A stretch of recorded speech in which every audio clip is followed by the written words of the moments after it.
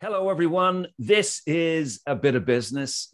My name is John FitzGerald, and on behalf of learmedia.tv and the British and Irish Trading Alliance, welcome to the show and a very happy new year to you all. Today, we are focused on the Lighthouse Club Charity and the incredible work they do in support of the construction industry across Ireland and the UK. Our special guests today are Bill Hill from the Lighthouse Club and Paul Whitnell, president and founder of BITA.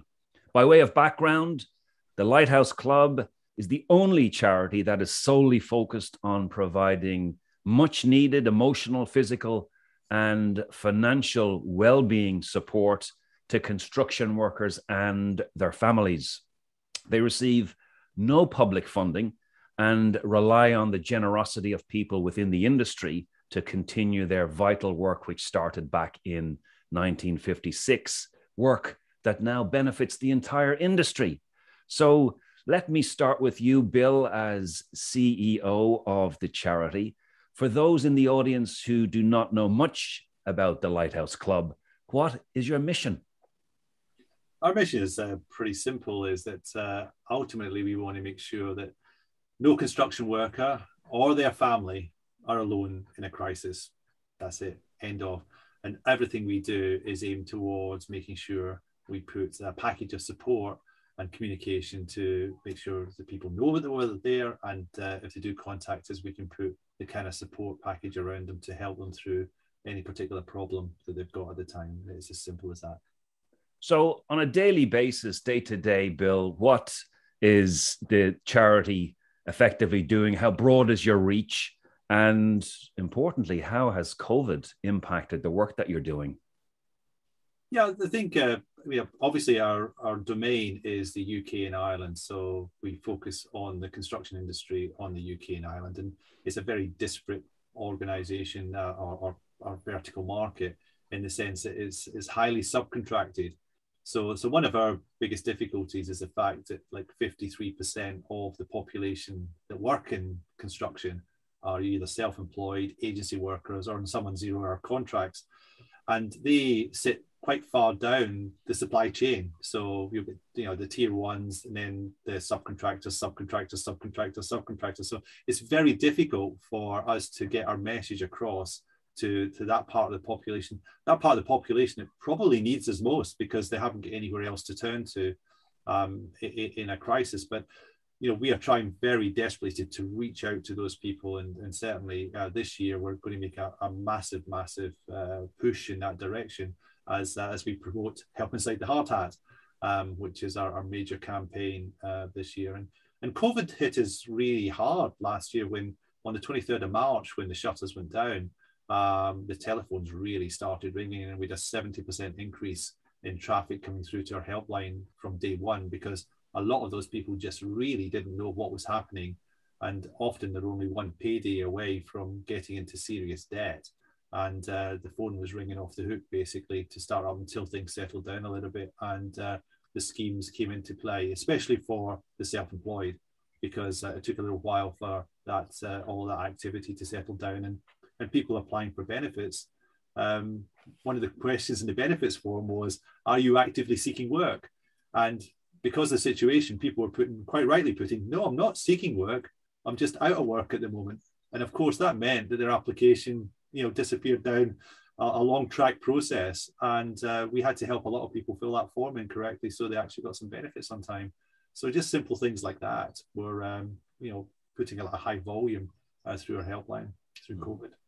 We'll come back to Help Inside the Hard Hat in a few minutes, Bill, to just dig into that in a little bit more detail. But just come to Paul now for a second. Paul, there are hundreds of charities that people and organizations could support. However, as president of BITA, you decided a number of years ago to provide long-term support for the Lighthouse Club Charity.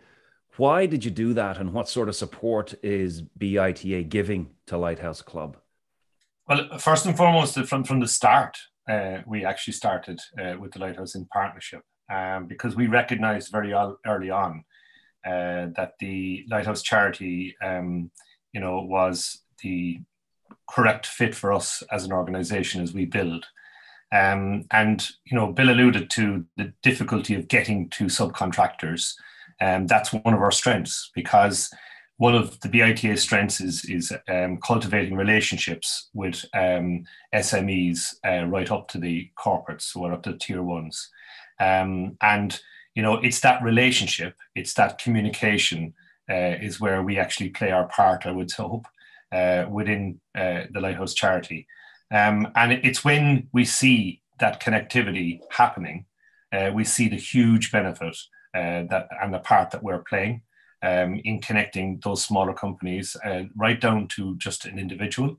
And that's how amazing the Lighthouse Charity is, because it has the capacity and ambition to reach all.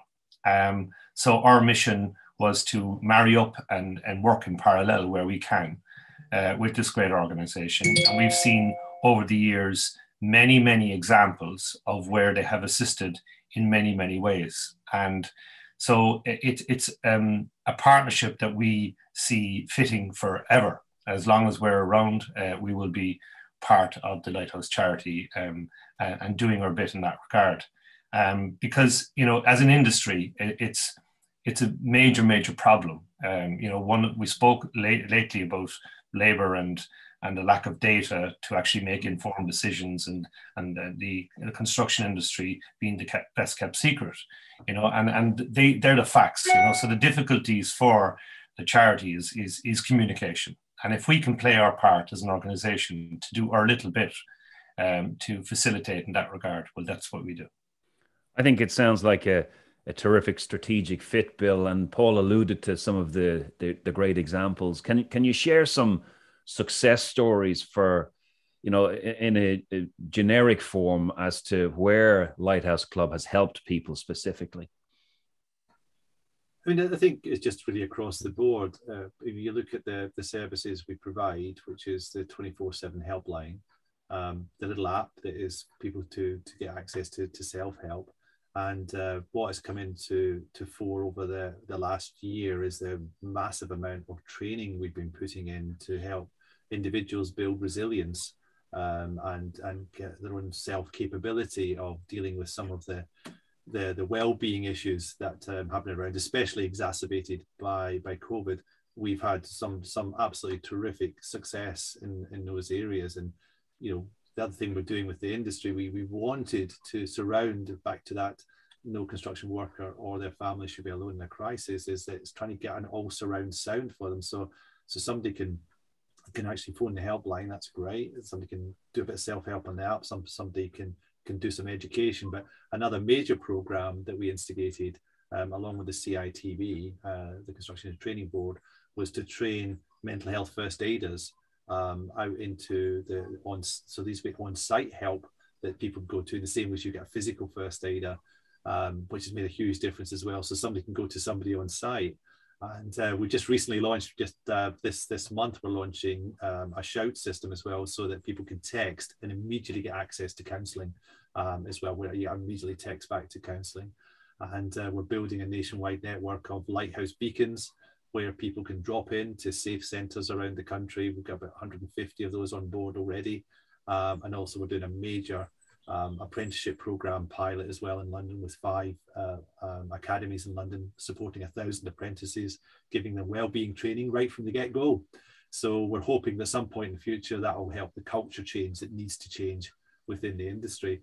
But going back to BITA, the relationship we've had with BITA has been absolutely immense right from the get-go.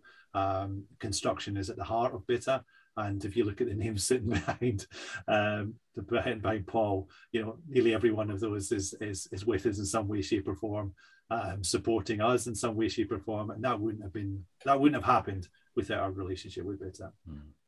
Fabulous. And a question, I guess, when we talked about doing this show, Bill, yourself and myself and Sarah, we thought this would be a good time to do it post-Christmas. There's a little bit of a lull.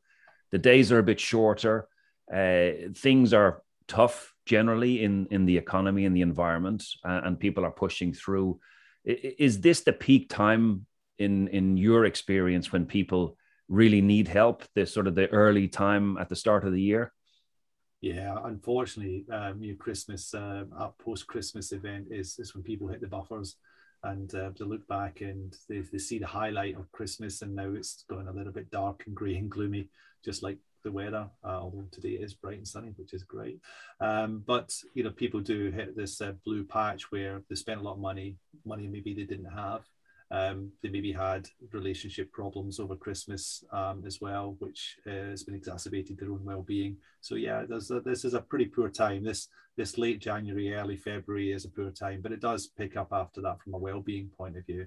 But it is a busy time for sure. Paul, as the relationship has developed with Lighthouse Club over the years, clearly there are opportunities for the charity, and clearly there are challenges. From your perspective, what do you see as the challenges and what do you see as the opportunities? Well, as the industry grows, and I mean, the challenges that the industry has is that, this continuous demand that the industry has to deliver, it means that this industry doesn't slow down. And there's constant changes within the industry that we have to cope with. So there's new demands in terms of like new cultures arriving. If you look at the problems that Brexit created for the industry, there was a raft of people who were probably used to the system. They were probably used to how it worked, and a lot of them have gone away now. So there's a whole nuance of change happening within, and so what you've got to do with change is re-educate. And this is where we've got it's a constant. So one of the challenges is overcoming over that constant. We can't rest on our laurels and think that the message that we send out is done because we've sent it out once. This has to be done with huge frequency, and there's the demands of that. So it's that in mind, and also the Lighthouse Charity are very creative in their thinking in terms of how they put in different things that Bill has mentioned, like the beacon. That's so important because people have to be stimulated. They have to be kind of motivated to actually into action, and supporting, because we do get complacent, and that is a challenge also. So but it's great to see that this constant change is being supported by the creativity of the organization to keep supporting in various ways, and there's a lot of fantastic companies now who invest heavily into what Bill and the Lighthouse are doing. And one of the key areas that I've seen happening over the last few years is there are now people coming to me at the Lighthouse Charity Christmas event saying, will you call to me, please, because I want to do something. That's fantastic. And that just goes to show how well the organization is being run, and how successful they are at getting their message through, when there's that, and that must continue. So, I mean, I would call on any companies that are out there that are interested in having this conversation. I will put myself forward to actually have the first conversation and bring you to the people in the Lighthouse who you need to talk to get your piece done, and for all our members to take up on that, because this is truly, truly a fantastic organization that does huge amount, and it's badly needed in the industry. Bill, clearly you're innovating as you're going to make it as easy as possible for people to get in touch, the app, the online support, the phone line, etc. And I want to circle back to something about the makeup of the industry. And let's be honest, there are a lot of men in the construction sector, and many would be reluctant to come forward and seek help about their personal situation, or more especially about their mental health situation. So how do you break through that and ensure that you're getting to the folks that do need the help? And are there signs that you've learned to pick up over the years from men in particular as to when help is really badly needed? Yeah, the industry is 87% populated by men. And quite frankly, men hold some very male stoic beliefs that are quite unhelpful for progress in this area. I think we can all identify with those because it's the way we've been brought up. So it's very difficult. And I think the biggest thing we've got is a barrier to break through to major cultural change is stigma attached to anybody who seeks some support in this area. However, the world is changing, and people are coming out in the public domain and saying they have got problems, and it's okay to not be okay is the big message. It's quite difficult getting that right through to the boots on the ground, because they work in a cultural environment where it's tough, banter is high. There's a big difference between banter and bullying. It's a very, very fine line in that sort of area, in that domain. And if they saw somebody going to the mental health first aid guy, then there might be some stigma attached to that. And we've got a big job to try and overcome that. What we're putting in place, and we're working with another group called Building Mental Health, which is a group that's got 750 companies signed up a charter to say that they are going to treat well-being in their organization as a priority. And there's sort of 5 steps they go through to try and get on the road to well-being for their company. And one of those steps is toolbox talks, because I think that is from an on-site perspective, is actually getting and building an environment to say it's okay to talk about these things. And certainly I've run several toolbox talks with a lot of people, and probably thousands now. And once you get some people to talk about things other than football, rugby, cricket, whatever, Radio 5, Sport Live or whatever, and you get them to talk about other things, it's actually quite difficult to get them to stop talking about it, which then hopefully builds a culture where it's actually okay. And you'll find that somebody on site like John, who always leaves at 4:30 every day, and everybody else is called him a slack lazy what's it, they suddenly find out that he's got a disabled kid at home and he's got to go back to relieve his wife, and then suddenly the whole environment changes. Come on, John, it's time for you to go home. And it's things like that you need to break down, where he was getting a lot of flack from other people. Suddenly, with a realization he's got a problem, the empathy starts happening. So all this stuff takes time, a massive amount of time to break down this barriers. But COVID has been helpful in some way, because we need more women in the industry as well. I mean, a massive the industry recognizes this, and COVID has helped us in some ways, because first of all, the industry said it could never introduce flexible working. Guess what? It has, because it had to. We've also improved the hygiene factors on site as a consequence of COVID. Both of those things are going to be helpful for bringing more women into the industry, which I think could be very helpful, because they will help break down these barriers as well. Clearly, there's a lot of awareness and education that needs to be done here to normalize some of these conversations and make people open up. But you're right, things are changing. Paul, you're connected to literally hundreds of companies in the construction sector in Ireland and the UK. What sort of feedback do you get from senior leaders in some of the organizations that are supporting the Lighthouse Club around the great work that they do? Well, anybody we've introduced, they've seen the huge benefits straight away, in terms of, like, when you invest time into doing these things, you only get and see the results, later on when you've done it, So again, I would just call on any company to actually really invest in these areas, because, what it does for the wellness of the company, for the productivity of a company is immense. And, we've seen great, initiatives being started up by various companies, and you see what it does to the culture of the company, to the values of the company. It's incredible. So, it's such an important, and it's a hidden, problem, really. It really is a hidden problem. And the industry, as I say, is so vast, and there's so many elements to it. It's very difficult to actually attack one area, in the sector to actually make a big difference. So that's the mammoth task that you're faced with here.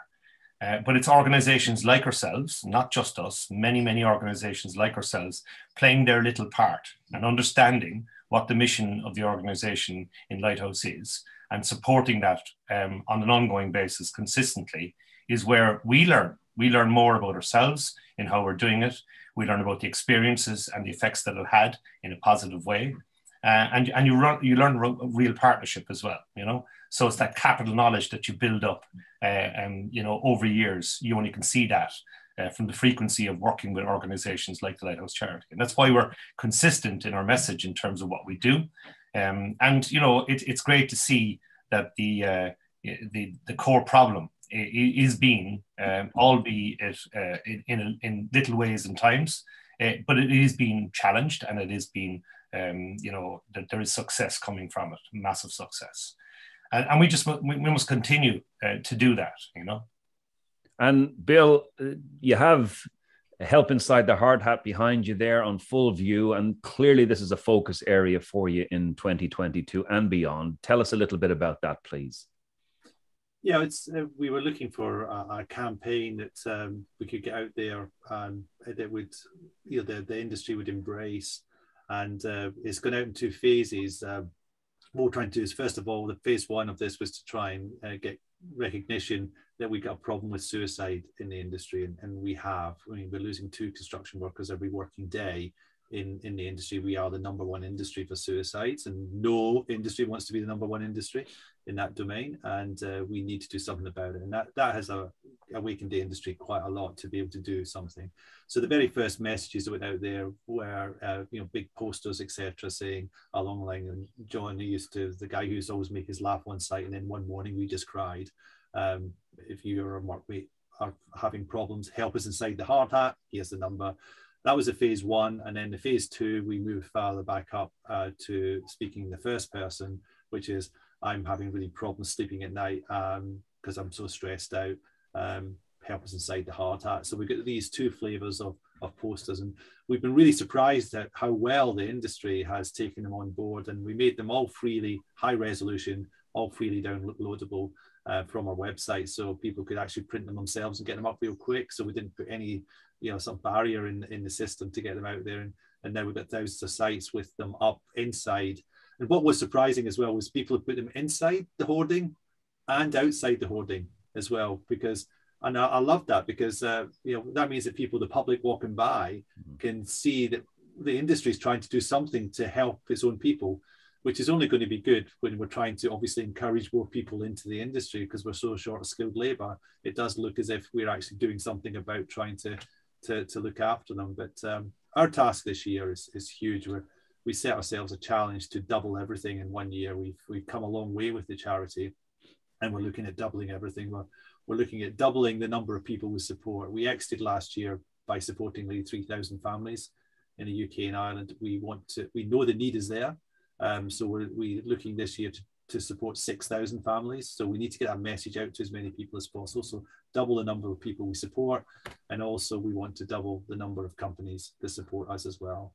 We get great support, and we want to really improve that annuity type donation income so that we can plan better for the future through our company supporter program. So our task is mammoth this year ahead, and I'm looking forward to Paul's help to make that happen, because we've got some great connections there, and the companies we work with they're incredibly generous because they see that there's good things being done.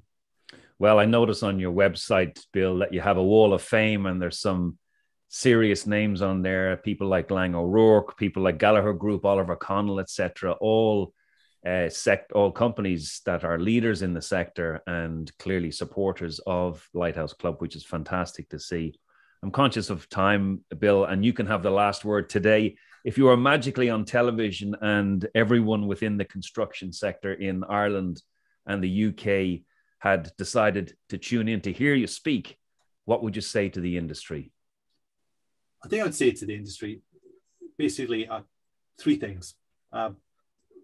Please make us redundant by doing 3 things. One is, if you see somebody struggling, don't ask once, ask twice, because the second time you might get a different answer.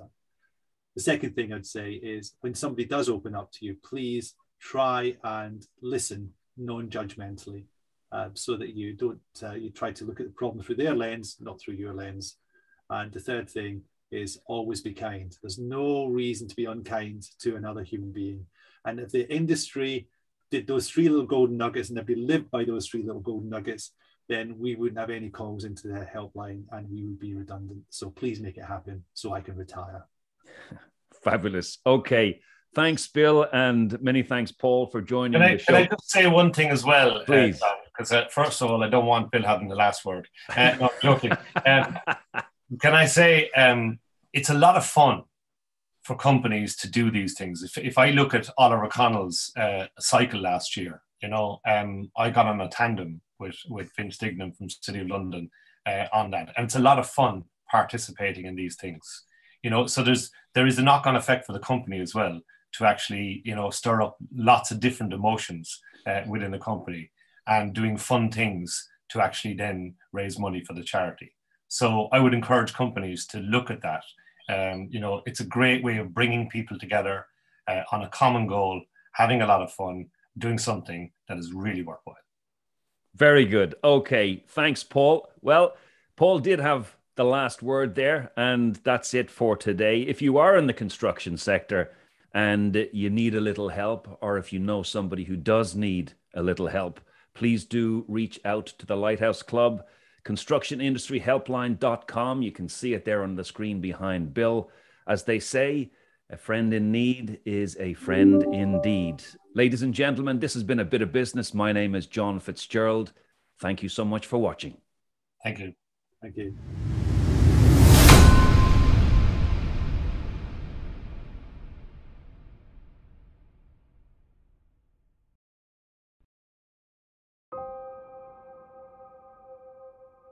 Yeah, mate. Job's brilliant. It's going really well.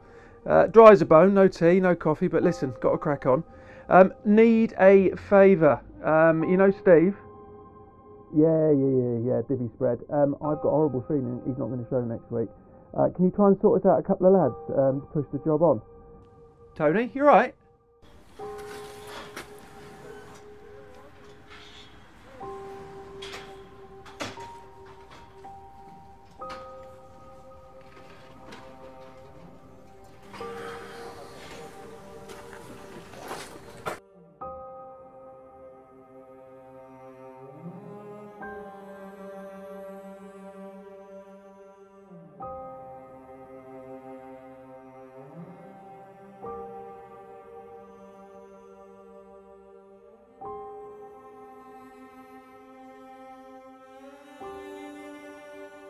How am I supposed to pay the mortgage?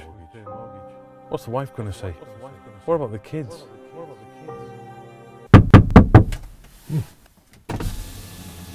Got your reply from the chippy, mate.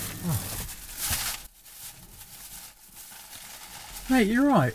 You don't seem yourself. I'm a bit worried. Actually, no, I'm not, mate. I'm struggling financially. I just don't want to clue where the money's coming from. Right now, our human spirit is being tested to the limit. So if you see somebody struggling, don't stand on the sidelines. Follow these 3 simple steps. Number 1, ask twice. You often get a different answer second time round. Number 2, listen, non-judgmentally. Sometimes it only needs a sympathetic ear. Number 3, always be kind. Spontaneous acts of kindness can give people a real lift, and it makes you feel good too. You could be a lifesaver today. All it takes is someone to notice and care.